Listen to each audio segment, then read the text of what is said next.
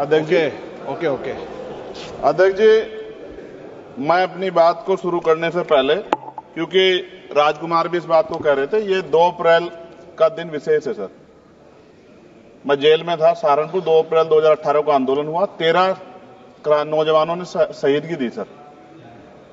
मैं उनको नमन करता हूं सर। और आज फिर 2 अप्रैल है, एक और शहीदगी की तैयारी लग रही। तो मैं उन क्रांतिकारियों को भी आज याद करता हूं जिन्होंने, मुस्लिम क्रांतिकारी जिन्होंने देश की आजादी में योगदान दिया।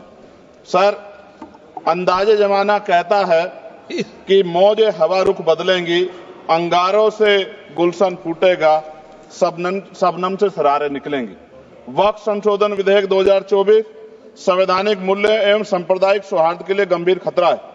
वक्फ संशोधन विधेयक 2024 संवैधानिक अधिकारों, विधिक सिद्धांतों और धार्मिक स्वतंत्रता पर गंभीर आघात है। विधेयक वक्फ प्रबंधन को कुशल और प्रभावी बनाने का दावा करता है, लेकिन इसके 44 संशोधन इन वादों को पूरा करने में असफल है। हमारा मानना है कि इस संशोधन से स्पष्टता, साक्ष्य और मूल कारण विश्लेषण का अभाव होगा।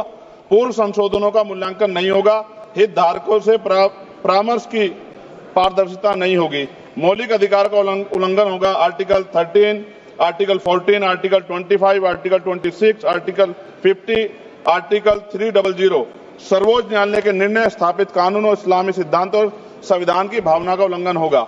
असत्य वादे बनाम वास्तविक प्रभाव, विधेयक सुधार और सशक्तिकरण का दावा करता है, लेकिन वास्तव में धार्मिक संपत्तियों के पुनः वर्गीकरण, जब्ती का प्रावधान संशोधन 39A, ऐतिहासिक मस्जिदों, कब्रिस्तानों को सरकारी संपत्ति घोषित करना, जिससे सांप्रदायिक तनाव पैदा हो सकता है। जिलाधिकारियों को अत्यधिक अधिकार प्राप्त करना, संशोधन 4B।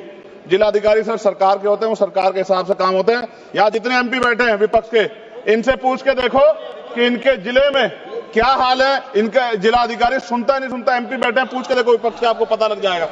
सर, धार्मिक विशेषज्ञता या समुदाय की सलाह के बिना निर्णयों से संपत्ति विवाद और विश्वास की कमी उत्पन्न होगी। ट्रिब्यूनल की शक्ति कमजोर करना और मुस्लिम प्रतिनिधित्व हटाना, संशोधन 10B। धार्मिक कानून की त्रुटिपूर्ण व्याख्या और पक्षपाती निर्णय, दानकर्ता इच्छा की उपेक्षा व धार्मिक स्वतंत्रता का हनन, संशोधन 5A। दानकर्ता द्वारा समर्थन वापस, जिससे सामुदायिक संस्था कमजोर हुई। गैर मुस्लिमों द्वारा स्थापित वक्फ सुरक्षा समाप्त करना, संशोधन 104 की समाप्ति। अंतर धार्मिक सौहार्द प्रभावित होगा सर। सदियों पुरानी धार्मिक संपत्तियों पर सीमा अधिनियम लागू करना, संशोधन 27B।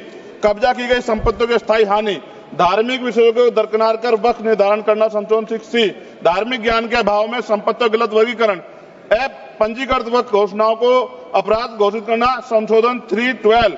भय के माहौल में धार्मिक दान में गिरावट, मनमाने सर्वेक्षण को और वर्गीकरण की अनुमति देना, संशोधन 8A। धन्यवाद वकील साहब। सर, अभी पूरा दो जाने दो। सारी धाराएं पढ़ दोगे आप तो? सर, 2 मिनट में खत्म करूंगा और ये इंपॉर्टेंट है सर, मौका दीजिए सर। बिना जवाबदेही के बड़े पैमाने पर वक्फ संपत्तियों का पुनः वर्गीकरण, प्रशासनिक भ्रम और प्रभावशीलता को नुकसान पहुंचाना, संशोधन 12D। कानूनी विवादों और कुप्रबंधन को वक्फ बोर्डों की विश्वसनीयता का नुकसान, स्पष्ट आधारों पर राज्य द्वारा वक्फ बोर्ड को भंग करने का अधिकार, संशोधन 3C। राज्य के व्यापक विरोध प्रदर्शन, धार्मिक लक्ष्य का लक्ष्य, सार्वजनिक हित के नाम पर वक्फ प्रशासन पर पूर्ण नियंत्रण, संशोधन 37C2। व्यापक स्तर पर अशांति विरोध प्रदर्शन, कानून व्यवस्था गंभीर स्थिति। सर, सरकार के उद्देश्य से नजर आता है मुस्लिम समुदाय के योगदानों पर नियंत्रण स्थापित करना, मुसलमानों को उनकी वक्फ संपत्ति वंचित करना, वक्फ स्थापित करने के अधिकार पर प्रतिबंध लगाना, वाकिफ और मुतवल्ली की इस्लामी परिवार परिवर्तन करना। इस विधेयक को वर्तमान रूप से स्वीकार करें और समावेशी परामर्श, कानून स्पष्टता, संवैधानिक धार्मिक सुरक्षा सुनिश्चित करें। सर, ये तो बिल पे था सर, क्योंकि आप कहते हैं बिल पे बोलना चाहिए, 2 दिन नहीं, लेकिन सर मैं सुबह से सुन रहा हूं सर 2-3 चीजें बोलूंगा सर। जो विद्वान सरकार मुसलमानों की कितनी हितैषी है सर, कुछ कह रहे हैं क्या?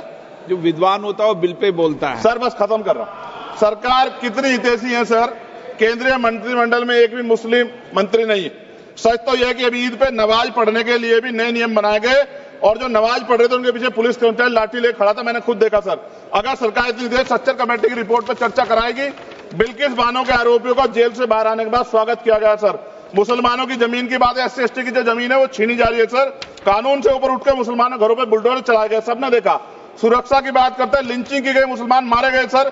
कावड़ यात्रा में गरीबों के ठेलों पे सुप्रीम कोर्ट ने ऑर्डर किया कि नाम मत लिखवाओ, देश को मत तोड़ो। अंत में सर बात निकली है तो दूर तक जाएगी। पार्टी सरकार के नेता यात्रा निकाल के कहते हैं मुसलमानों को भगाओ, और कई एक मुस्लिम एमपी पिछली बार सर उनको क्या क्या शब्द निकले, कोई निंदा नहीं हुई सर, और उसका प्रमोशन हुआ। और कभी आपके नेता कहते हैं सरकार गोली मारो, और आप हिंदू राष्ट्र की बात करते हैं सर। मेरा यह कहना है सर, मैं इसका पुरजोर विरोध करता हूं और अपनी एक शायरी के साथ खत्म करूंगा। तो बहुत सुनी मैंने आज दोनों तरफ, जब तक ना बदले जालिम हुकूमत का मिजाज, एहतजाज एहतजाज एहतजाज, और ये तब तक रहेगा जब तक सर अपनी सरकार सोच नहीं होती। धन्यवाद सर।